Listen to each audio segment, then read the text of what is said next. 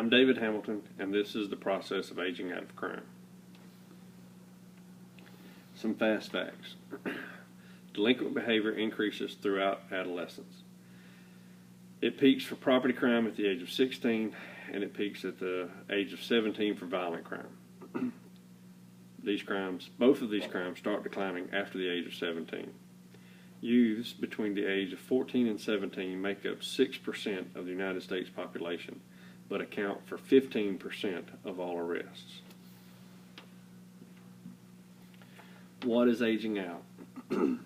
Aging out is the tendency of youth to reduce the frequency of their offending behavior as they age. Thought to occur among all groups of offenders. It is not dependent on race, sex, social class, intelligence, or any other social variable. It is also referred to as desistance from crime or spontaneous remission. Why do juveniles age out? Researchers have come up with many reasons why someone may commit less crime as they age. There is some disagreement between researchers.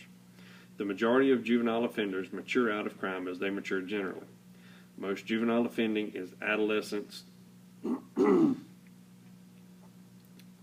limited. Facing the future. Growing older means having to face the future. Young people tend to discount the future. They do not want to delay gratification. It's an instant gratification, which is why they steal cars or break into buildings and steal loose change. Problem solving. With age comes the ability to resist quick fixes to problems. Some of these problems are adolescence, loneliness, frustration, peer rejection.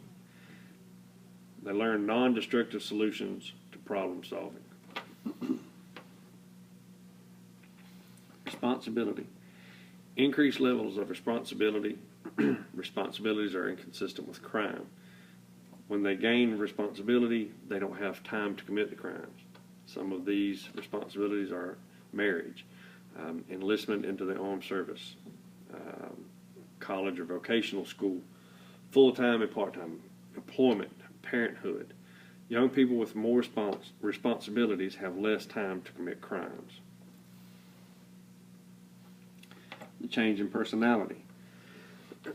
There's an increase in self-control. They're better able to control their impulses, considering the implications of their actions on others, resisting the influence of peers, delaying gratification in the pursuit of longer-term goals, resisting antisocial behavior, and taking responsibility for their behavior. Risk awareness. They're no longer protected by the juvenile justice system. There's real consequences to real crime after this point. Incarceration and a real criminal record that's no longer sealed. Human biology. Dopamine and serotonin levels raise and lower throughout life. These play a role in aggression, and they're both neurotransmitters. Dopamine facilitates offensive behavior.